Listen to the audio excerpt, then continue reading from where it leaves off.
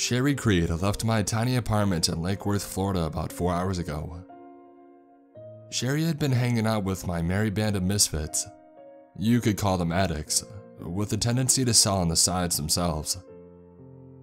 This is an important source of revenue for a dealer. So, Sherry was really enjoying some exceptional solid doses of some new, really weird smelling but quite good shit. It wasn't uncommon to give out freebies to my moneymakers, but I had gone light while they partied. She was heading to some dude to pick up some free drugs. Probably some guy who would of course just get with her. She implied that it was a veritable ton of drugs, so no one could blame her. There were 4 other people in the apartment: Stephanie, Chris, Tabitha, and Mike. And they all hoped that she would be generous when she came back. As a small-time shitty dealer, I make just enough to afford a 4th-floor apartment in the ghetto. It is shockingly picturesque, in spite of the level of neglect in the building. A 1930s Art Deco building that is somewhere between current ghetto and future gentrification, depending on what part of the street you were looking at. Top floor and no elevator, but not too bad. Technically, I have no debt or credit because I've been doing this for a while and it's been in my older brother's name. It overlooks Bryant Park, which runs along the Intercoastal Waterway. About 40 minutes ago, Stephanie, a former cheerleader who was just beginning the downward spiral, came clapping into my living room from my 1-bedroom, where she had been snorting that delightful shit we had enjoyed earlier. Like I said, it wasn't uncommon to give out freebies to my moneymakers, but I had gone light while they partied. "She's back already. She's down by the water. Should anybody go get her?" Steph seemed overjoyed as always. Do you mean down by the water?" Tabitha scratched a roll of back fat under her NA scrubs, confused. "She's hanging out by the Intercoastal looking up at us," Mike, the massive Floridian weirdo, confirmed. The Intercoastal Seawall was a beautiful place, and many a suburbanite used it to walk their dogs, at least through the parts that hadn't been claimed by junkies. "Why hasn't she come back here?" Mike asked innocently. Tabitha and Chris, hicks who were known to stop by from time to time for extra medicine, just for their painkiller habits, both had concerned looks. "I'll tell you what, we'll go down there and make sure she's alright on everything," Chris said in such a reassuring tone that I immediately wondered what he was already sizing up as fair trade for his favor. I nodded anyways, and I went to my bedroom as the two left my apartment. I tried to look as disinterested as possible as I walked to my room because I knew we were all thinking the same thing. There was no way that she had gotten back that quickly, and there was no reason for her to be near the seawall. I reached my bedroom window and I took a deep breath before looking down and seeing a tiny figure by the water. But it wasn't Sherry. It was Juan Ramirez by the water, staring back up at me. He had been dead for years. Juan Ramirez was like a brother to me. Like a brother who was also a massive heroin addict. He looked up to me in high school and he envied me afterwards. He died 3 years ago after relapsing. He had a great job as a welder and he was doing fine. But he broke down and ate a ton of hydrocodone, without knowing that they had more Tylenol than normal.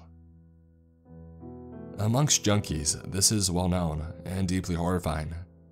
Fate for those who steal meds from their elderly parents. Even if they had been normal, it was too damn many. He was screaming in pain when he had died. I was the only one who gave him the pills after he had begged me.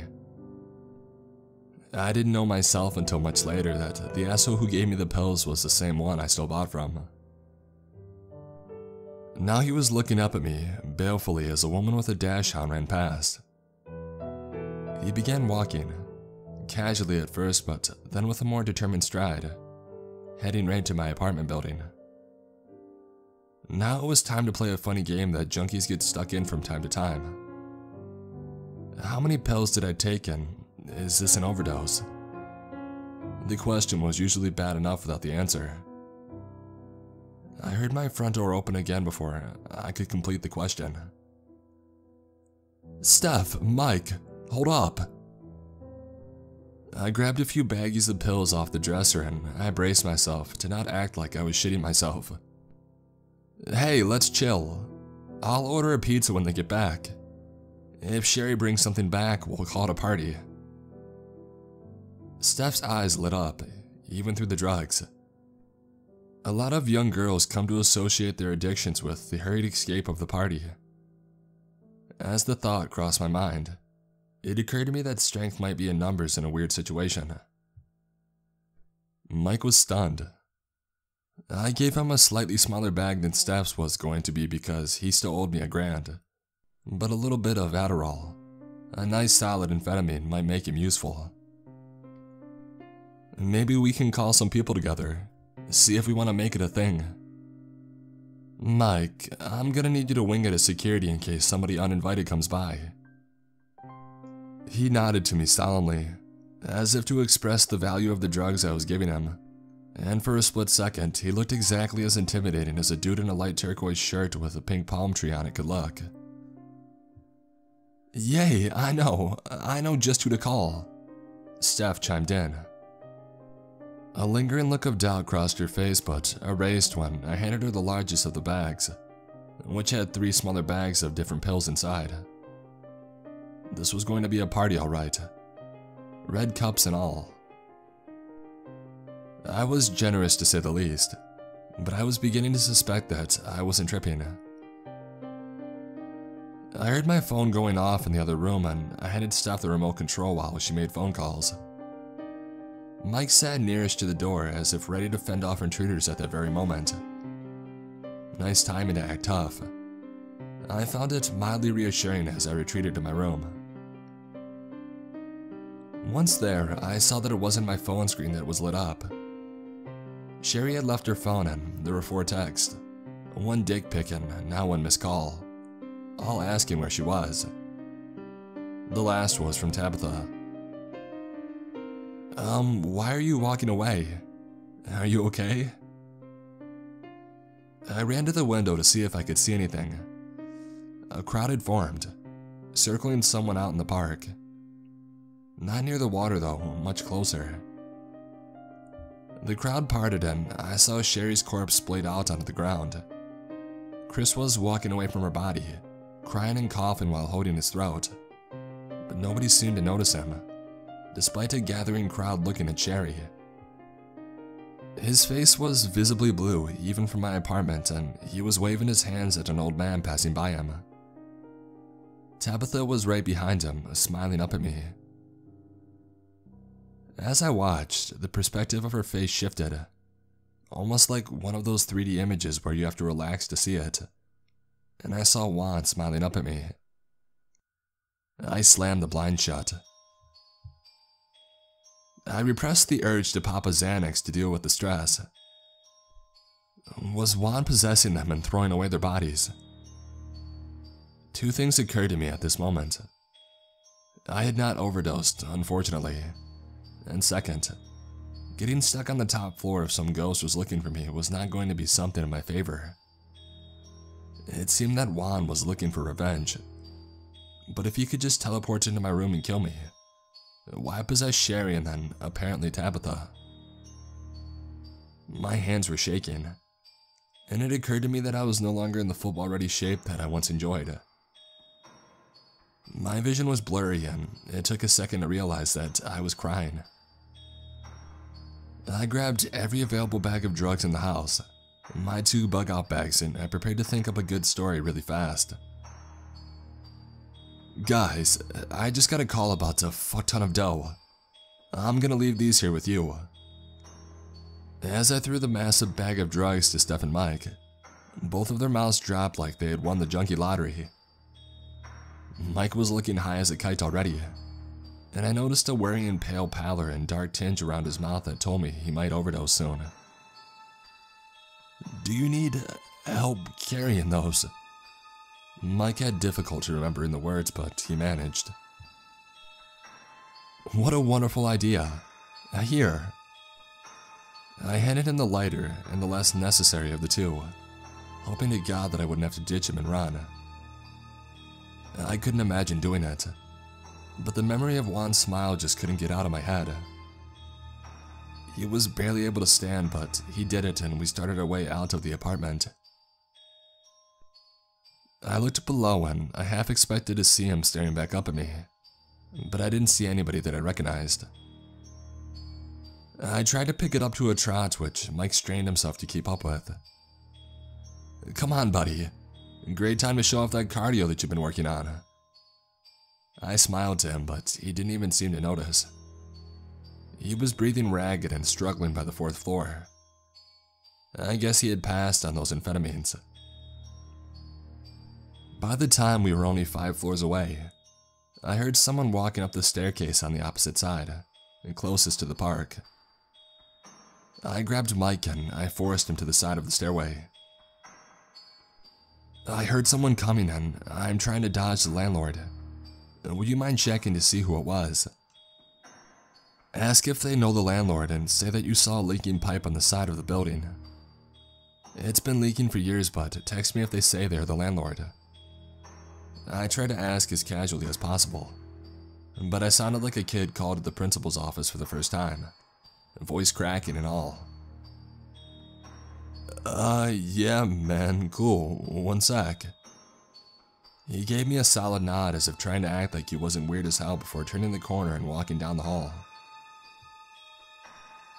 Waiting for the text was a brutal minute, with every second being counted. I looked down and it did not yet look like a safe jump. It did come though, the most relieving text in my life. Dude, not the rent police. You're cool. If he didn't mention one of our now dead friends, I was happy. I rushed down, hoping to make up for lost time, and I saw Juan casually walking up the hallway to me. With Chris's massive corpse now blocking the end of the hall Mike had just gone to investigate. I wish I had had the time to see if there was anything I could do at all. If Juan had supernatural powers, or was a ghost or some shit, I didn't think punching him in the face would do that much good. I ran like hell. When I got back to the apartment, my heart was pounding through my chest and I felt like I was going to throw up. I slammed the door behind me, not bothering to check if Juan had bothered keeping up. Dude, what the hell is up?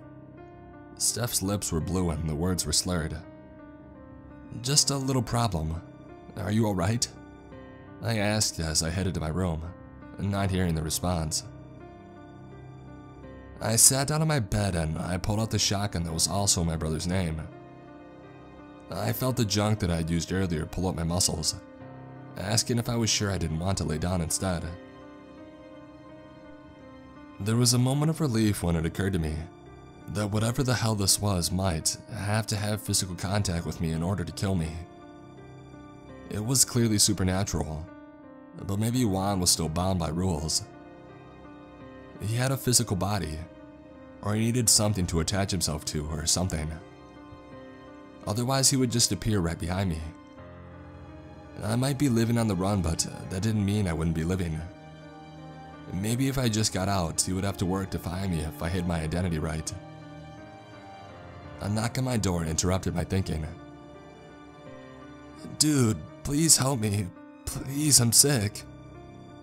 The knocks turned into a slump and I could hear Steph's tiny body hitting the floor.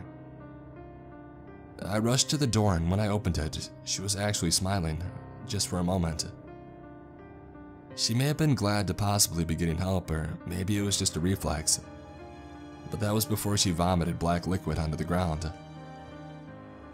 The reek had the exact same smell as the garbage we had just snorted and injected. She leaned forward again as if to vomit more, but simply hung there, limp.